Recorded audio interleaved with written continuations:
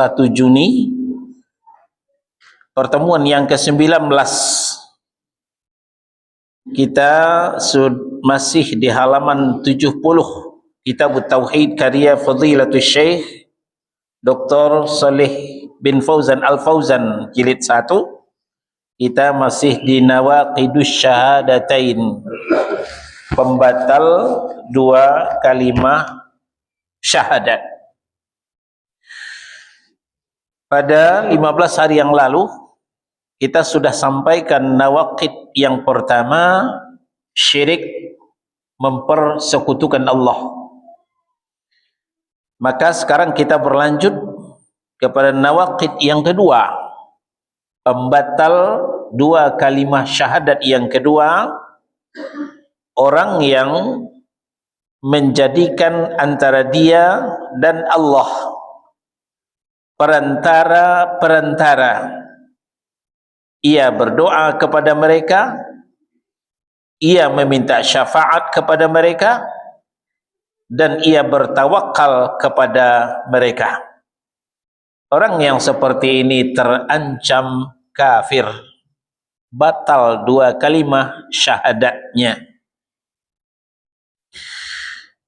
Bapak dan Ibu, interaksi kita dengan Allah, ya, interaksi timbal balik antara kita dengan Allah. Pertama, Allah dengan kita, yang kedua kita dengan Allah. Ketika Allah berinteraksi dengan kita, itu harus berperantara. Itu tidak langsung. Allah memberikan Islam kepada kita tidak langsung. Kita menerima Islam dari Allah tidak langsung, tapi dengan perantara. Perantara siapa dulu? Malaikat Jibril. Setelah malaikat Jibril langsungkah kepada kita? Tidak. Melalui Rasulullah sallallahu alaihi wasallam. Itu interaksi dari Allah ke kita. Sebaliknya, interaksi dari kita kepada Allah, hukum asal langsung, tanpa perantara.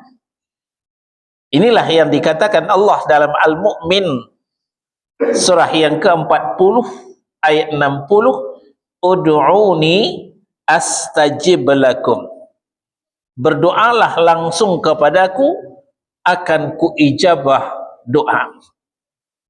Dan kemudian dalam suratul Fatihah, iyyaka na'budu wa iyyaka nasta'in. Hanya kepada Engkau saja, langsung kepada Allah, ya. Na'budu, kami beribadah. Wa iyyaka nasta'in, dan hanya kepada Engkau saja ya Allah kami beristi'anah.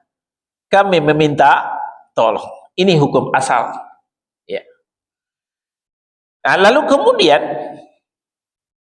ketika kita diajarkan oleh Allah langsung berkomunikasi dengan Allah, berinteraksi dengan Allah, maka kita tidak boleh berperantara, apalagi perantara itu tidak sesuai dengan yang beliau syariatkan. Nah, inilah dia tawassul yang tidak sesuai dengan syariat. Berperantara itu dalam bahasa Arab disebut dengan tawassul. Tawassala, ya tawassalu, tawassulan. Tawassul itu artinya berperantara.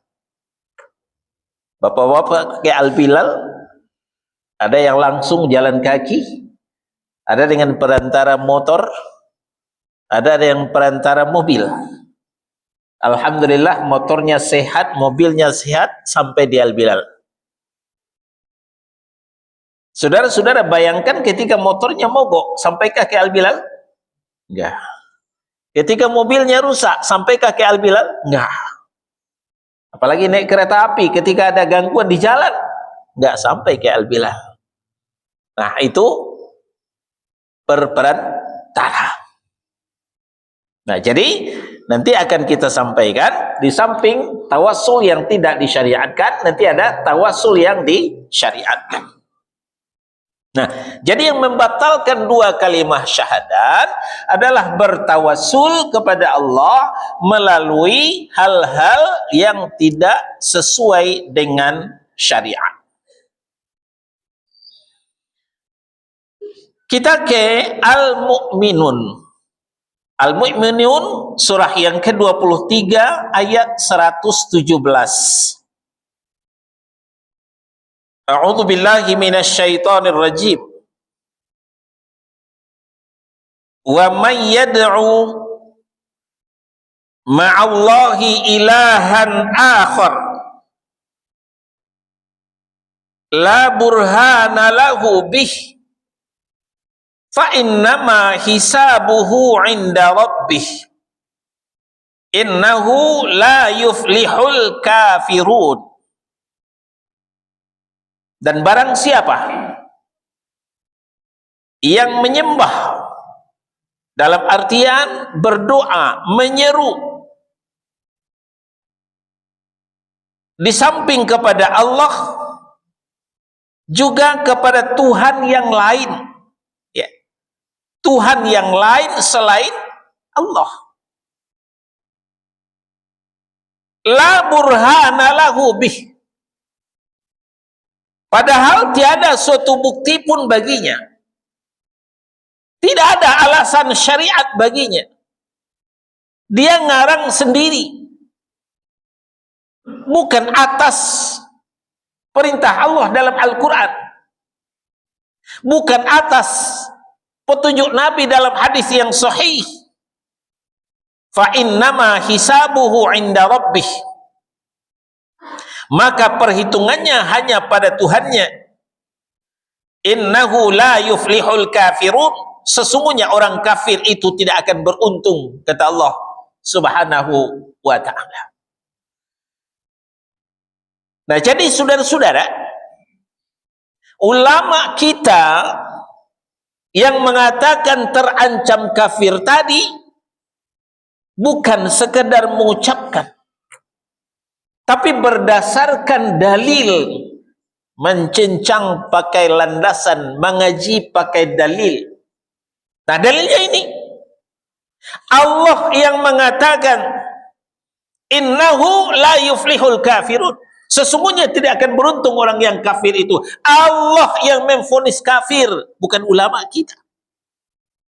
Ulama kita cuma menyesuaikan diri dengan qala Allah Al-Quran.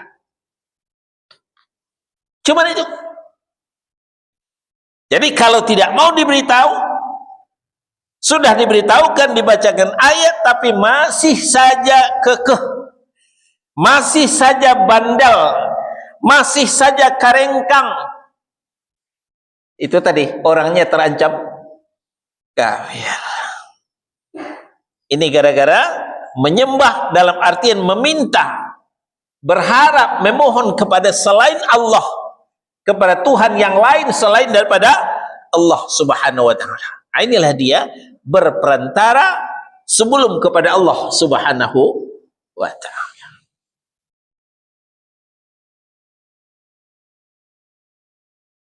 Sekarang kita ke Fatir, surah yang ke-35 ayat 13 dan 14. Ayat 13, tidak dari awal ya, lihat di tengahnya.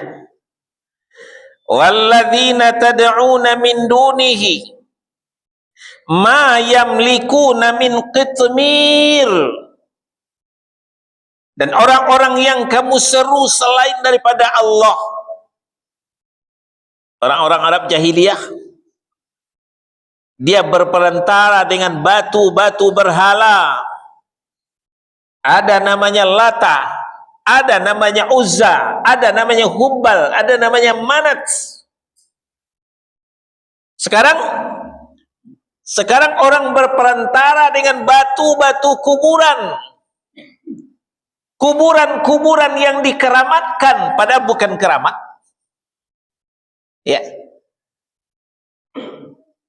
Kata Allah, ma yamlikuna min qitmir, mereka tidak punya daya dan upaya walaupun sekulit ari.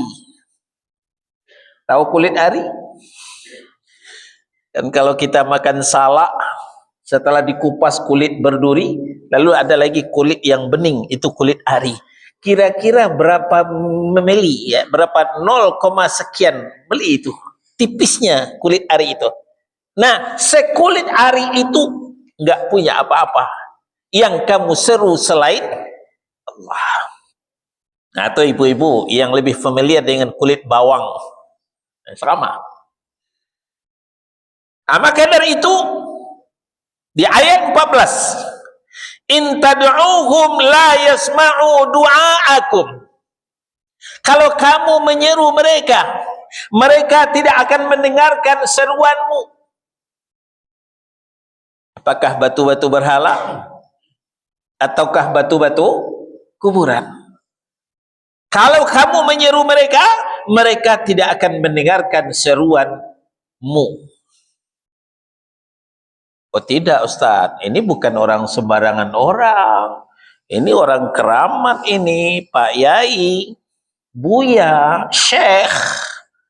Ya. Dia enggak mati, dia hidup. Dia mendengar kok. Nah,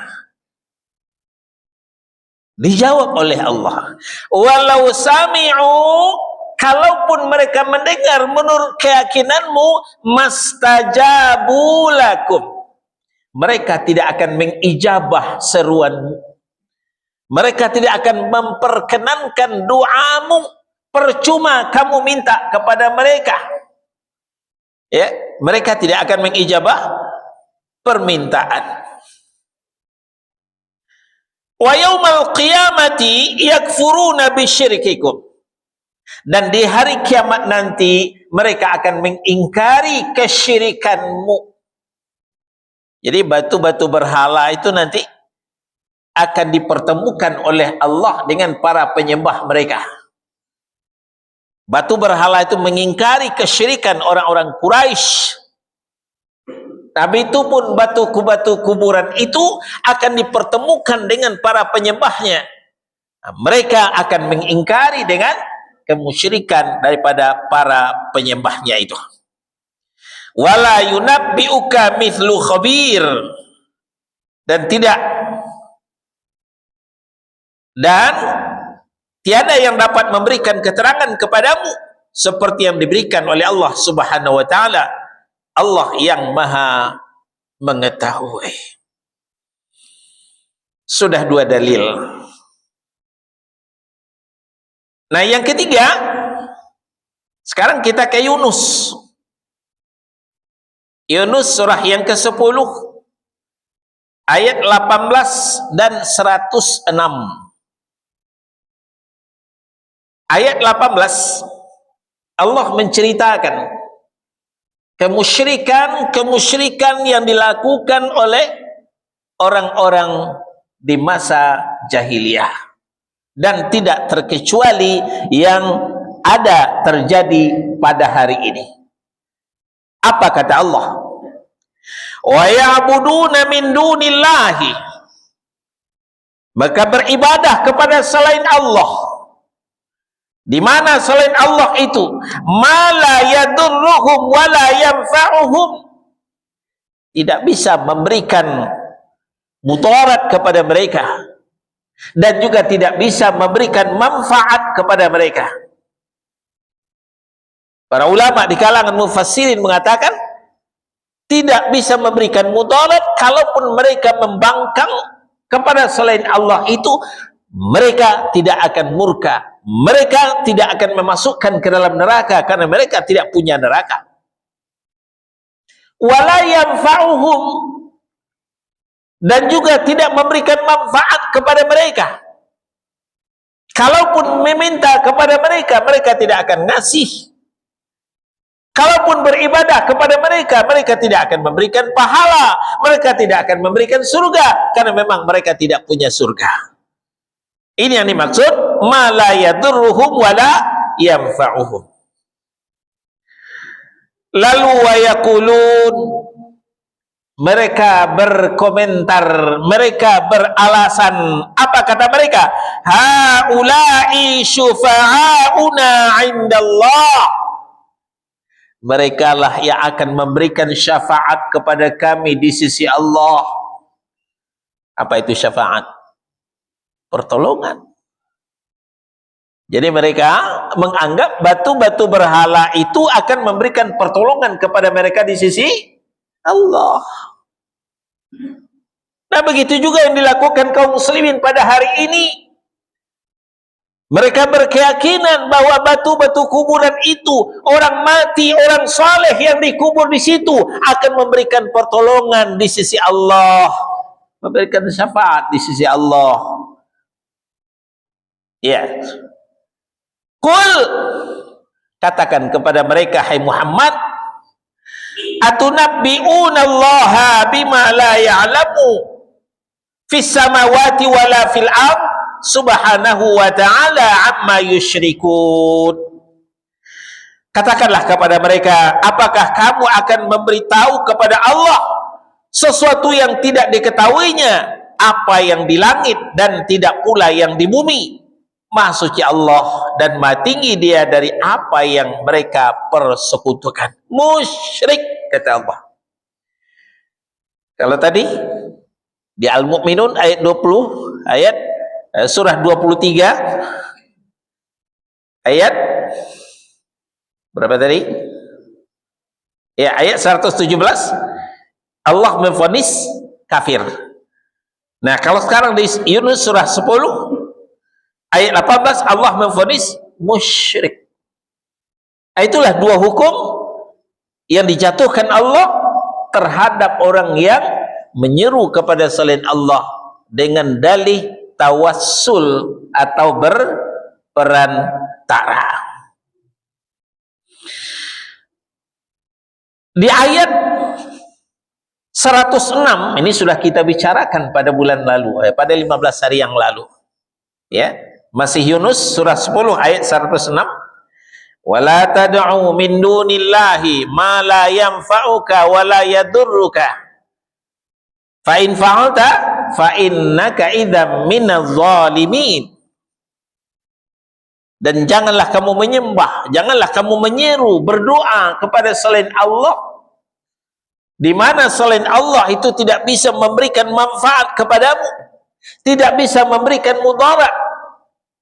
Fa in fa'alta, kalau itu masih kau lakukan, fa innaka idzam minadh zalimin, kau termasuk orang yang zalim, artinya orang yang musyrik. Inna syirka la zulmun azim, karena syirik itu merupakan kezaliman yang besar. Ini dalil-dalil yang mendasari ya bertawasul, berperantara kepada Allah ya dengan cara yang tidak sesuai dengan syariat. Apa saja contohnya? Pertama, dengan orang yang sudah wafat. Ya. Dengan orang yang sudah wafat. Bertawasul kepada Allah dengan orang yang sudah wafat. Pernah enggak mendengar tawassalna bi bismillah wa bil hadi rasulillah wa kulli mujahidi lillah bi ahlil badri ya Allah? Pernah dengar? Pernah ngucapin? Pernah ikut menendangkan? Ngerti isinya? Tawassalna bi bismillah, kami bertawassul dengan nama Allah. Ini masih bagus ya, nanti akan kita bicarakan nanti. Wabil hadi rasulillah, dengan hidayah yang dibawa oleh Rasulullah sallallahu alaihi wasallam. Nah, bait selanjutnya perhatikan. Wa kulli mujahidi lillah, aku bertawassul kepada Engkau ya Allah melalui mujahid yang gugur pada jalan Allah, bi ahlil badri ya Allah, yang gugur di peperangan Badar ya Allah. Udah wafat atau masih hidup? Nah, ini dia. bertawasul dengan orang yang sudah wafat, ini termasuk tawasul yang tidak disyariatkan oleh Allah Subhanahu wa taala. Kata Nabi sallallahu alaihi wasallam dalam hadis Abu Hurairah radhiyallahu anhu diriwayatkan oleh Imam Muslim, "Idza matal insan inqata'u anhu amaluh." Kalau manusia sudah wafat, putuslah darinya amalnya. Gak bisa apa-apa lagi. Ya. Tidak mungkin kita bertawasul dengan orang sudah wafat. Kenapa? Orang wafat itu jangankan ngurusin kita, ngopenin kita, ngurusin dirinya saja dia tidak bisa. Kalau mandi, dimandikan. Kain kapan, dipakaikan. Ke kubur, diantarkan. Udah pernah ngantarin orang mati ke kubur? Sering. Bukan pernah lagi. Bisa orang mati itu jalan sendiri? Gak bisa. Inilah yang dikatakan Nabi, in qata'u amalu, putus amalnya. Gak bisa ngapa-ngapain orang mati. Masih gak percaya? Nah, besok kalau ada tetangga kita yang meninggal, agak pagi saja datang. Sebelum orang banyak datang melayat, lihat kanan kiri gak ada orang, buka. Jewer telinganya. Ngelawan gak dia? Gak ngelawan orang mati itu, Pak. Mati. Gak ngelawan. Nah, itu yang saya katakan, ngurusin dirinya saja dia tidak bisa, bagaimana mungkin dia akan ngurusin kita? Nah, itulah sebabnya kita dilarang bertawasul, berperantara dengan orang yang sudah wafat, termasuk dengan kuburannya, ya, dengan kuburannya. Ini juga tadi kita sampaikan sama dengan batu berhala, batu kuburan itu gak ada bedanya. Ya, di Az-Zumar ayat 2, ayat 3 diceritakan oleh Allah, walladzina ittakhadhu min dunihi auliya, orang yang menjadikan selain pada Allah sebagai pelindung. Ketika ditanya kenapa kalian menyembah selain Allah, apa jawaban mereka? Mana abuduhum illa liqarribuna ilallahi zulfa. Kami tidak menyembah mereka, kami berharap supaya mereka mendekatkan kami kepada Allah sedekat-dekatnya. Nah, ini tawasul. Titianaya polongan nasok namanya. Ya, bertawasul, berperantara. Ini alasan orang Arab jahiliyah, dan ini pula alasan saudara-saudara kaum muslimin yang bermunajat di batu kuburan. Ya, jadi mendoakan orang mati itu suatu keniscayaan. Ya, kita mendoakan saudara kita yang sudah mati, Allahumma ighfir lahu warhamhu wa'afihi wa'fu anhu. Tapi minta doa kepada orang mati, ini adalah kemusyrikan. Jadi bedakan ya, jangan dicampur baur. Kalau gitu nggak boleh mendoakan orang mati, Ustaz. Mendoakan orang mati disuruh, bukan dilarang. Yang dilarang minta doa kepada orang mati. Ah, ini yang tidak boleh. Ya. Yang kedua, bertawasul kepada Allah dengan jah Nabi. Ada juga. Ya. Bertawasul kepada Allah dengan jah Nabi. Jah itu apa? Kedudukan. Ya. Karena ada hadisnya, Ustaz. Apa hadisnya? Tawassalu bijahi fa inna jahi indallahil azim. Bertawassullah kamu dengan jahku, karena jahku itu adalah agung. Ini hadis maudhu'. Nah, ini hadis maudhu'. Maudhu' itu artinya palsu, tidak pernah Nabi bicara seperti itu. Ya, hati-hati. Ya. Sekarang dunia kepalsuan, dunia kepalsuan, mulai daripada kepalsuan obat dan makanan, apalagi kepalsuan bahan bakar, pertamak banyak campuran, apalagi kepalsuan kosmetik, bahan kecantikan, tidak terkecuali kepalsuan ijazah di dunia pendidikan. Ya. Nah, termasuk kepalsuan hadis. Banyak hadis yang palsu. Maka kita harus selektif. Kita hanya pakai hadis yang sahih minimal hasan. Kita tidak pakai hadis yang palsu.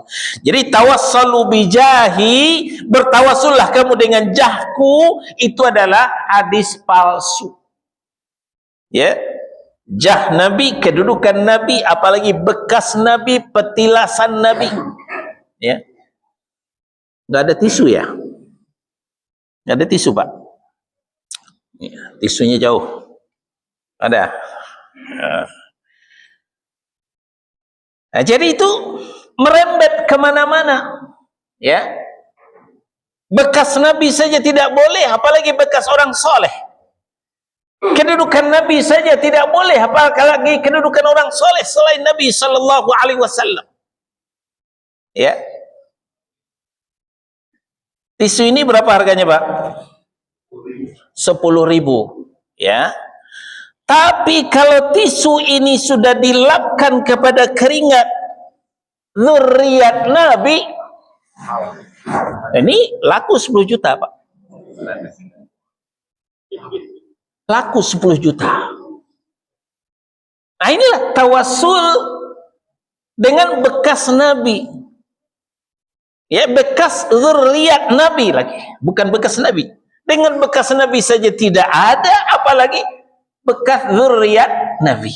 Nah, inilah kalau kita lihat, ya, yang haji, yang umroh, silakan naik ke Jabal Nur. Di situ ada Gua Hira. Wah, banyak orang mencium Gua Hira itu. Itu bekas Nabi. Nabi menerima wahyu di situ, katanya mereka sholat di situ, mereka berdoa di situ. Padahal itu tidak disyariatkan. Gua Hira sekarang tidak lebih dari tempat wisata. Tidak ada, termasuk tempat mustajabah. Tempat mustajabah itu Raudhah, Multazam, Arafah. Itu yang ada dikatakan Nabi Shallallahu Alaihi Wasallam. Gua Hira, Jabal Nur itu tidak termasuk tempat mustajabah.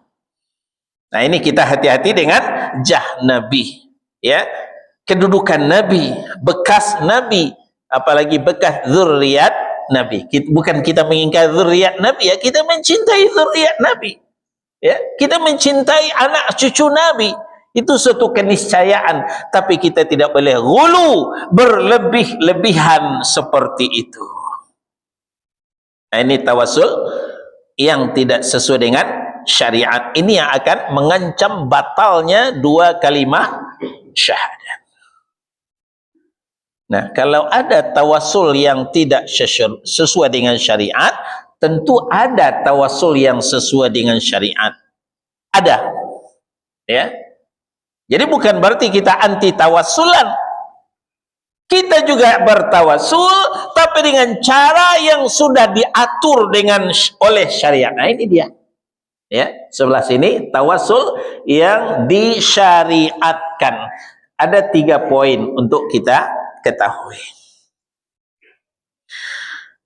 Pertama, bertawassul kepada Allah dengan nama dan sifat Allah.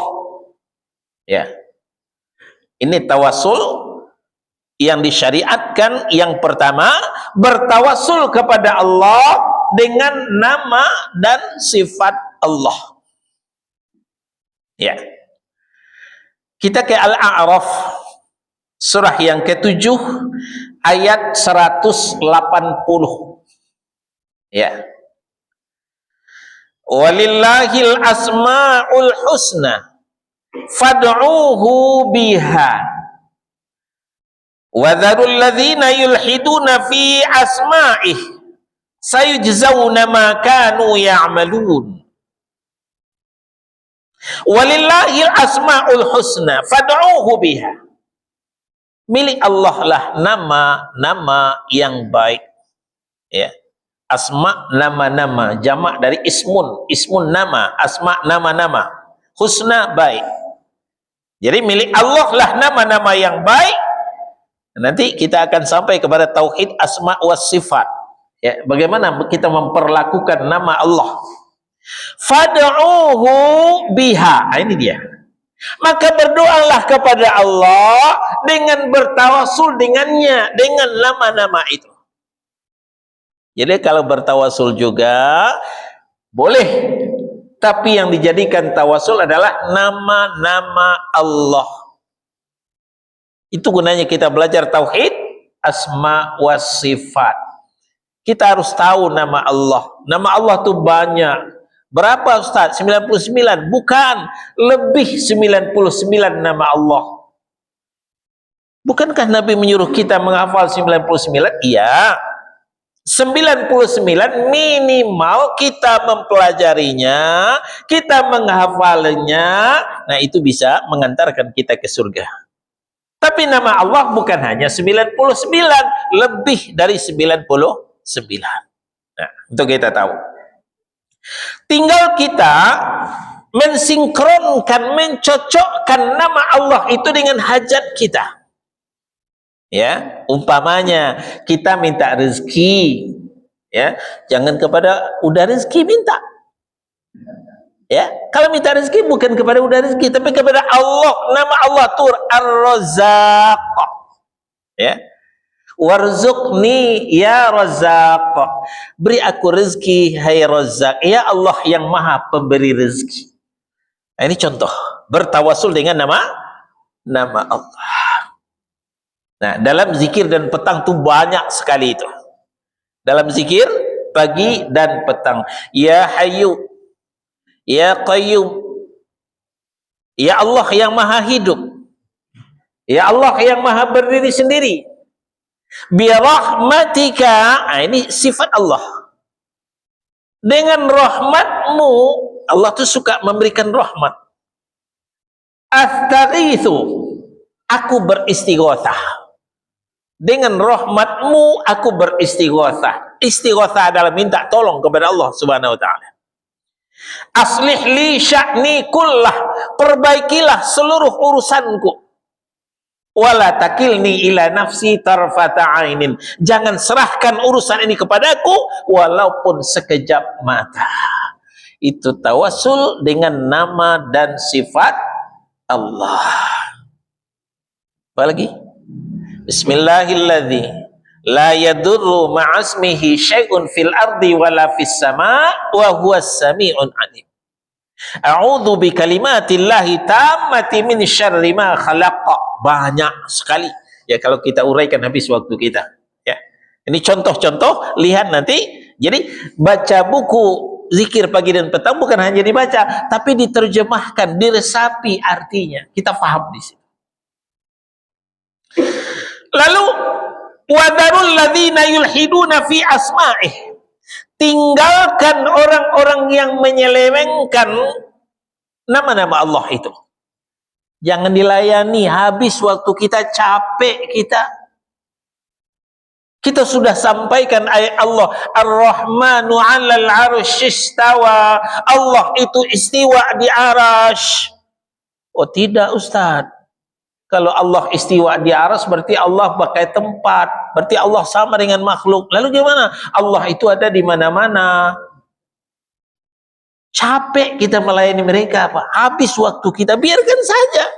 Kata Allah, wa dzarul ladzina yulhiduna fi asma'i, biarkan orang-orang yang menyelewengkan nama-nama Allah itu, yang mentahrif, yang mentakwil, yang mentaktil, yang mentakyif, biarkan, kata Allah. Sayajzauna ma kanu ya'malun, nanti mereka akan Allah balas sesuai dengan apa yang mereka kerjakan. Ini dalil bertawasul dengan nama dan sifat Allah. Contoh-contohnya lihat di buku zikir pagi dan petang. Yang kedua, bertawasul dengan doa orang soleh. Nah, ini serupa tapi tak sama. Kalau tadi orang bertawasul di kuburan orang soleh, ya, itu nggak ada apa-apanya. Kita boleh bertawasul dengan doa orang soleh, bukan dengan kuburan orang soleh. Jangan dicampur baur, harus dibedakan. Ya, bertawasul dengan doa orang soleh, bukan di kuburan orang soleh. Dulu menurut hadis Anas bin Malik radhiyallahu an, diriwayatkan oleh Imam Al-Bukhari, para sahabat sering bertawasul kepada Allah dengan doa Nabi. Ya, karena yang paling soleh itu Nabi ketika Nabi masih hidup. Maka di Sahih Al-Bukhari itu dicantumkan apa tawasul Umar. Qala Umar berkata, Allahumma inna kunna natawassalu ilaika binabiyyina fatasqina. Ya Allah, dulu kami pernah bertawasul kepada Engkau melalui Nabi kami, Engkau telah turunkan hujan. Sekarang wa inna natawassalu ilaika bi ammi nabiyyina fasqina. Kami kembali bertawasul kepada Engkau ya Allah melalui paman Nabi kami. Umar bertawasul kepada Allah melalui Nabi ketika Nabi masih hidup. Tapi ketika Nabi sudah wafat, Umar tidak bersimpuh di kuburan Rasul, tidak nangis-nangis di kuburan Rasul, tidak iktikaf di kuburan Rasul. Umar tinggalkan kuburan Rasul. Umar jalan jauh ke selatan, ke Makkah. Ya. Rasulullah berkubur di Madinah. Istana negara ketika itu juga di Madinah. Ya. Umar memerintah juga di kota Madinah. Seharusnya Umar kan cukup di kuburan Rasul. Tapi tidak. Umar jalan jauh ke selatan, tidak kurang 500 km. Naik onta siang dan malam, hanya menemui Abbas bin Abdul Muthalib, paman Rasulullah sallallahu alaihi wasallam. Karena ketika itu diyakini setelah Rasulullah, Abbas lah yang paling saleh, maka Umar minta doa kepada Abbas yang masih hidup. Umar menyuruh Abbas berdoa, Umar berdoa, Abbas berdoa, semua kaum muslimin berdoa. Ya. Maka tidak lama setelah itu mendung datang, hujan pun turun. Itulah tawasul yang terjadi pada masa sahabat Nabi sallallahu alaihi wasallam. Apa faedah yang kita ambil? Ini menunjukkan tidak boleh bertawasul kepada orang mati. Hatta Rasulullah sallallahu alaihi wasallam. Siapa lagi yang paling soleh setelah Nabi? Enggak ada.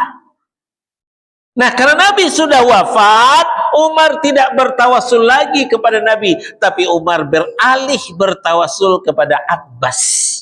Ya. Nah, jadi bedakan kita bertawasul dengan doa orang soleh, bukan dengan kuburan orang soleh. Dan orang soleh masih banyak yang hidup, ngapain nyari orang soleh yang mati? Ya. Kan masih banyak orang soleh.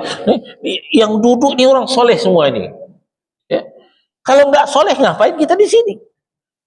Mendingan di rumah kita bercandaria, ngeteh ya, dengan keluarga kita. Ngapain kita di Al-Bilal ini? Ini menunjukkan kita orang soleh, kita mau duduk di masjid. Nah, kita boleh saling minta doa. Nggak apa-apa, nggak musyrik. Kita saling mendoakan, minta doa. Ya, karena masih hidup. Nah, yang lebih familiar di telinga kita, kan ini musim Zulhijjah sekarang ya. Orang berangkat haji. Katanya berangkat haji sekarang Pak ya? Iya Ustaz. Besok di Raudhah doakan saya ya. Di Multazam nanti doakan saya.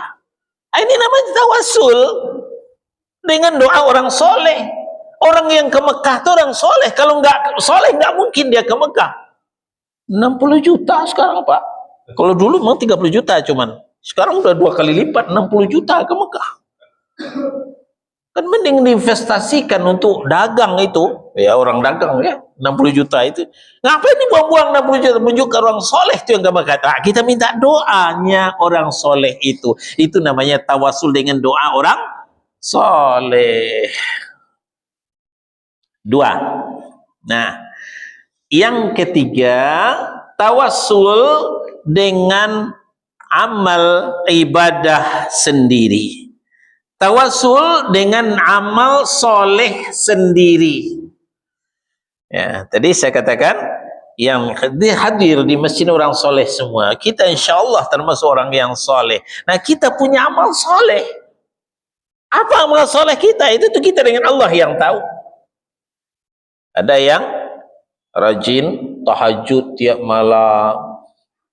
Ada yang tahajudnya malas tapi puasa sunnahnya kencang. Ada yang tahajud kagak, puasa sunnah kagak, tapi baca Qur'annya. Ya. Ada yang baca Qur'annya pelepotan, tapi sedekahnya soekarno-hatta aja. Semuanya itu adalah amal soleh. Nah, jual amal soleh itu Allah akan beli dengan mengijabah doa kita. Nah, kita diarahkan oleh Allah untuk itu. Nah, sekarang kita ke Ali Imran surah yang ketiga ayat 193. Ali Imran surah yang ketiga ayat 193. Rabbana innana sami'na munadiyan yunadi lil imani an aminu bi rabbikum fa amanna. Wahai Rabb kami, sesungguhnya kami mendengar orang yang menyeru kepada iman, yaitu berimanlah kamu kepada Tuhanmu, maka kami pun beriman. Nah, iman ini adalah puncak dari amal soleh. Tidak ada amal soleh yang lebih dicintai Allah daripada beriman kepada Allah. Sebaliknya, tidak ada dosa yang lebih besar di mata Allah melebihi syirik, mempersekutukan Allah. Jadi, jangan anggap remeh iman kita. Iman adalah puncaknya amal soleh. Di sini dikatakan fa'amanna, kami telah beriman ya Allah. Ujung-ujungnya apa? Ujung-ujungnya Rabbana faghfir lana dzunubana wa kaffir 'anna sayyi'atina wa tawaffana ma'al abrar. Wahai Rabb kami, ampunilah dosa kami, hapuslah kesalahan kami, dan matikan kami beserta orang-orang yang baik. Masuk waktu ya? Ya. Kita ada Allah dengan amal soleh sendiri. Ali Imran surah yang ketiga ayat 193. Ternyata ayat ini telah menginspirasi kepada kita. Kita sadar atau tidak? Satu kali seorang karyawan menemui bosnya. Ya. Setelah kerja, lalu pergi ke ruangan pribadi bosnya. Assalamualaikum Pak. Waalaikumsalam. Ada apa? Dengan tergaguk-gaguk, ini Pak.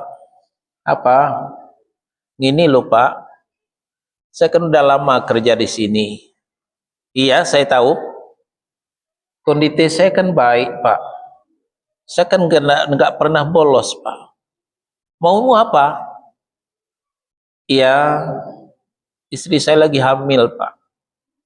Kontrakan belum bayar. Pinjam duit Pak. Ternyata ujung-ujungnya pinjam duit. Tapi menceritakan dulu, saya kan udah lama kerja di sini. Kan saya baik-baik saja. Kan belum ada jejak saya yang jelek. Ujung-ujungnya apa? Pinjam duit. Sama dengan ayat ini. Ternyata Allah telah mengajarkan kita seperti itu. Kita temui Allah dulu, kita bicara dengan Allah. Gini loh ya Allah, kenapa? Saya sudah mendengar orang mengajak kepada beriman, berimanlah kamu. Nah, aku sudah beriman ya Allah. Aku tidak musyrik. Lalu, ujung-ujungnya apa? Minta doa. Rabbana faghfir lana dzunubana wa kaffir 'anna sayyi'atina wa tawaffana mal abrar. Ini namanya bertawasul dengan amal soleh sendiri. Nah, kemudian dalam hadis sahih dari Abdullah ibn Umar, riwayat Al-Bukhari dan Muslim. Ini hadisnya panjang, ya. Ini cerita yang sangat masyhur. 3 orang pemuda safar istirahat di goa batu, lalu batu itu longsor ke bawah, mereka terperangkap dalam goa batu, Yang ketiga-tiganya bertawassul kepada Allah dengan menjual, mengandalkan amal ibadahnya masing-masing. Yang satu, birrul walidainnya yang dia jual kepada Allah. Yang dua, amanahnya terhadap gaji karyawannya yang dia jual kepada Allah. Yang ketiga, ketakwaannya. Dia tidak mencederai sepupunya ketika sepupunya minta tolong kepadanya. Maaf, saya karena waktu kita tidak memungkinkan, ya, mungkin kesempatan lain akan kita sampaikan. Nah, berangkat dari Al-Quran dan cerita yang disampaikan Nabi Shallallahu Alaihi Wasallam ini menjadi faedah bagi kita. Itu yang saya katakan tadi. Amal soleh kita boleh kita jual kepada Allah. Membicarakan amal soleh kita di depan manusia itu tercela. Itu namanya ria dan sum'ah. Tapi menceritakan amal soleh di depan Allah ternyata bisa menjadi KTBLC. Apa itu KTBLC, Pak? Masih ingat zaman Orde Baru? Surat sakti. Kalau sudah KTBLC, dana gampang ngucur.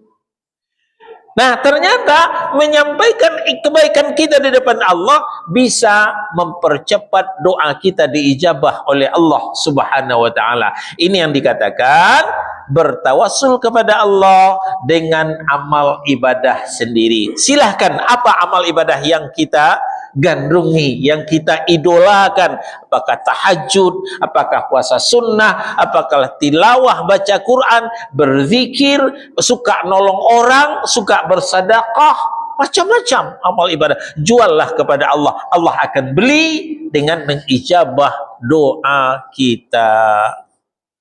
Sampai di sini pembahasan kita. InsyaAllah 15 hari ke depan kita lanjutkan dengan nawaqid yang ketiga. Ya, ada pertanyaan seputar bertawassul yang tidak sesuai dengan syariat? Silakan. Silakan. Kalau bertawassul sama orang kafir hukumnya gimana, Ustaz? Apalagi, ya, nggak ada urusan dengan orang kafir. Dengan orang kafir kita boleh berbuat baik dengan mereka. Besok kita motong kambing, besok kita motong sapi. Nah, boleh tuh kasih mereka satu porsi. Kita sama-sama nyate dengan mereka, boleh. Nah, tapi kita tidak bisa mengharapkan manfaat dari mereka. Ya, apalagi bertawassul, ya. Walaupun orang kafir itu ayah bunda kita sendiri, ya, kita tidak bisa mengambil manfaat. Waris pun tidak, ya. Kita tidak menerima waris dari orang kafir, juga tidak memberikan waris kepada mereka. Demikian, wallahu a'lam. Ya, silakan, Pak.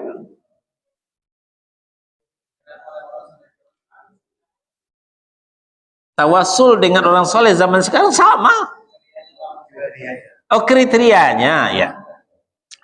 Orang yang dikatakan orang soleh itu soleh akidahnya, dia bertauhid. Soleh ibadahnya ittiba'us sunnah, ya, akidahnya tidak musyrik, ibadahnya tidak bid'ah. Soleh akhlaknya akhlakul karimah, akhlakul mahmudah, bukan akhlak tercela. Akhlaknya itu namanya soleh. Itu kriteria soleh itu.